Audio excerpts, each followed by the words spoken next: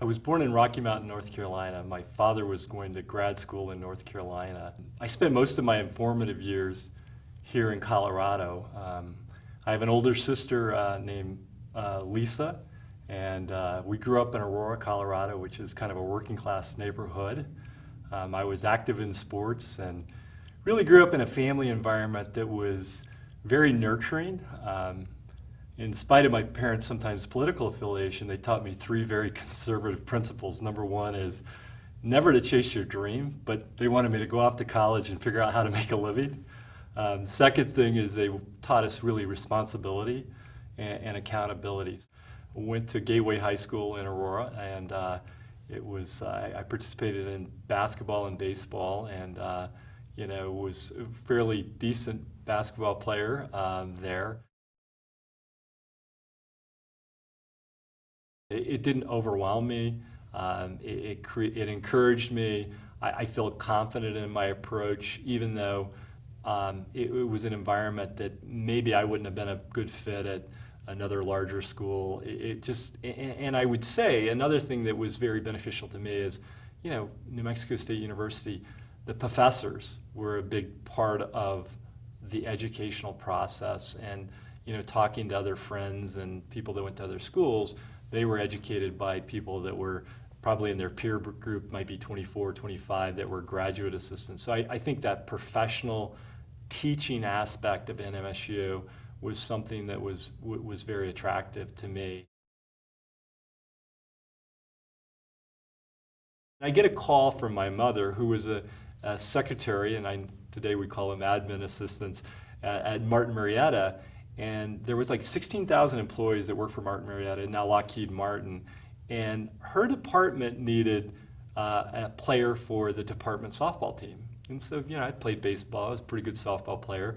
So I finished my job during the day, mowing grass. And so I came out and I played softball with the department softball team here in Waterton Canyon.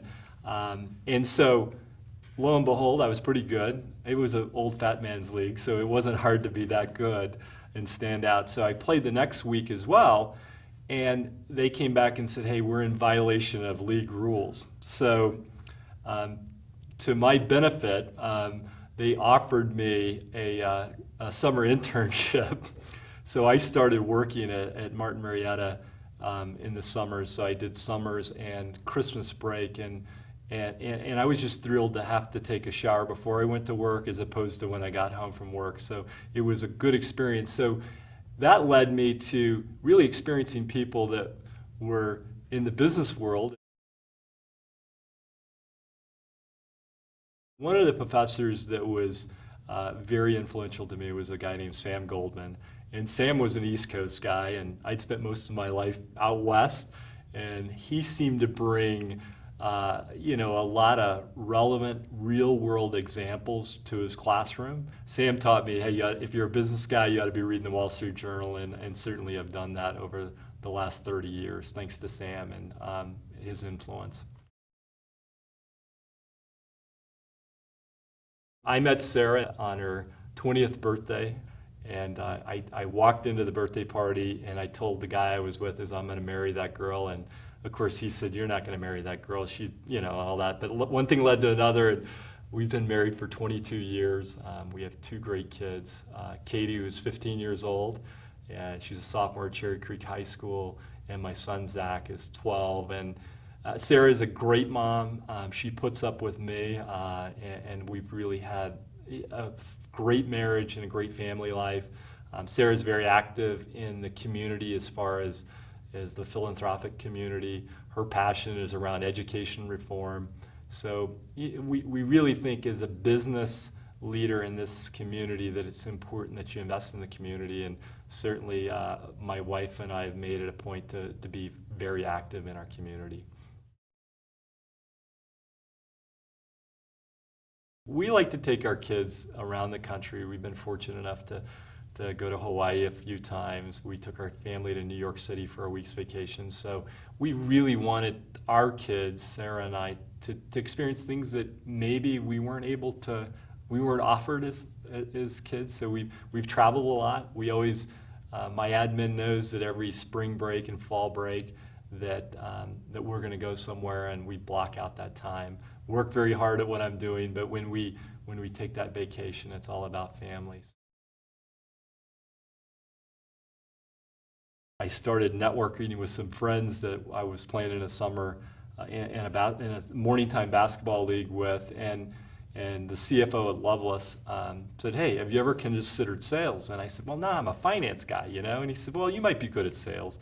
And so he made an introduction to Cigna, the sales manager with Cigna there in Albuquerque, and kind of one thing led to another, and they offered me the job to join them as a Cigna salesperson. I went to my first awards trip, and I met a gentleman from New York City, and he was working on accounts like Goldman Sachs, GE, some of these name brand Fortune 1000 companies. I was impressed with their business acumen. I was impressed with their knowledge of our business. I've got to figure out how to get on track to go to a much larger market and really test myself beyond being a kid from the Southwest and growing up in Denver, Colorado, which is a small cow town, so to speak. That it was my dream to see if I could compete on a larger stage. So that led to taking a sales manager role in Richmond, Virginia. I spent 18 months in Richmond, and my wife and I barely got our bags unpacked, and we ended up getting promoted to be the VP of sales for Cigna's fourth largest market in the Mid-Atlantic. So we moved, we didn't have kids at the time, so we moved to Bethesda, Maryland, and had responsibility for Baltimore, DC, and the Northern Virginia market. I was in the national account market in Phoenix. I had an opportunity to sell to some of the most sophisticated buyers in that Fortune 1000 segment. So it was a coveted assignment at the time in our company, because we were really known for high-end services to multi-site, big multinational companies. So it really taught me to sell to a sophisticated buyer and the process around that. Made the move back to Colorado, had good success. The Affordable Health Care Act came around in March of 2010, and I decided to join an early stage software business here in Denver called Power Health On Demand, and as their Executive Vice President of Business Development and Strategy. And I always say that, running an insurance business and running a large sales team is pretty easy. I mean, you get into technology, and that's really, really tough stuff. I always tell people it was my PhD in learning. It was an expensive PhD. I didn't really make any money, and it was an environment, but it was a great learning. I did that for 18 months. I left that business I helped a friend found a patient-centered medical home called Well Portal in Las Vegas. So it kind of evolved my continued understanding of healthcare delivery and the dynamic interplay between providers, patients, and payers. And so that led to me returning to Cigna as the Senior Vice President of Sales for the Mountain States market in September of 2013. I think relationships matter and generosity matters. So if you can take those two things to task as a student, as someone that's in business, relationships and generosity are critical to anybody's success. It's humbling. It's probably something that's not very deserving. To me, it's been a wonderful 26 years since I left NMSU. I think the benefit to me is just being able to go back to my roots and think about it, right? Because oftentimes you leave where you went to school and you become very active in, life itself, raising a family, career, being involved in the community, moving 5 times, and it's nice to, as you think on life, to be able to draw back to how important was that experience a long time ago going to college at New Mexico State.